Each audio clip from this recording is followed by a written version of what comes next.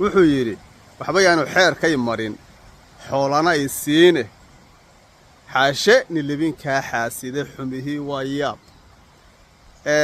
waxaan aad iyo aad runtii wax looga xumaada ah.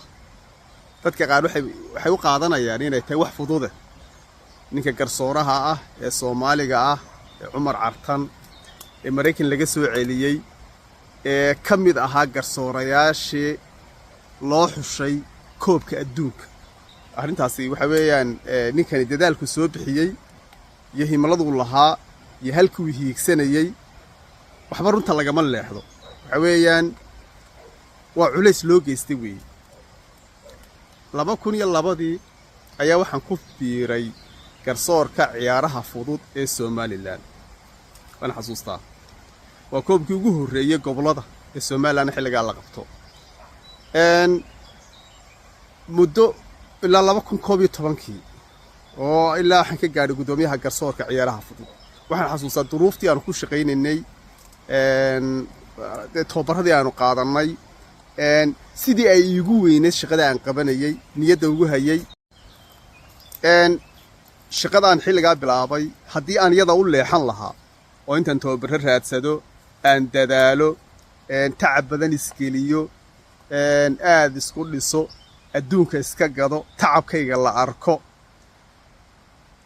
meesha yani qof kastaaba wuxuu ku hamiyaa. yani marka ninkan Cumar Cartan waxa weeyaan isku duruuf markii hore orodadaan ku jiray dhaawac baa lagu iga soo gaaray markaasaan garsoorka u leexday. isaguna sidaas oo kale dhaawac baa soo gaaray markaasuu garsoorka u leexday. waa amar Ilaahay. geedna waa kaymka yani marka hore waxa tahay haddaad yani caadi marka la eego waa heer degmo waa heer gobol waa heer qaran waa heer qaaradeed iyo heer caalami.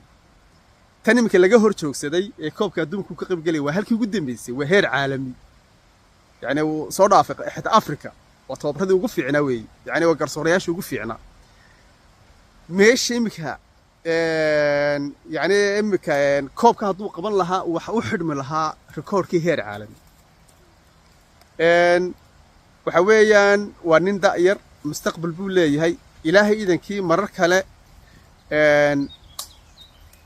koobab kale oo badan oo soo socda oo yani oo qabsoomi doona maadaama imka la barta magaciisa oo kor u sii kacay oo ka qayb geli doona.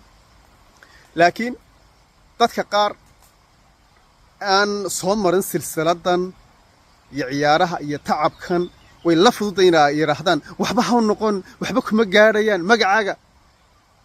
yes way gaarayaan. ninkani magacna wuu ka heli lahaa manfacna wuu ka heli lahaa shaqadaa uu qaban lahaa hase yeeshee Ilaahay muu qadarin.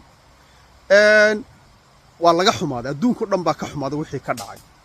laakiin waa cashar weyn oo nololeed oo isagana soo maray dadka taageersan iyo dadka la socdana soo maray bahda ciyaaraha soo maray.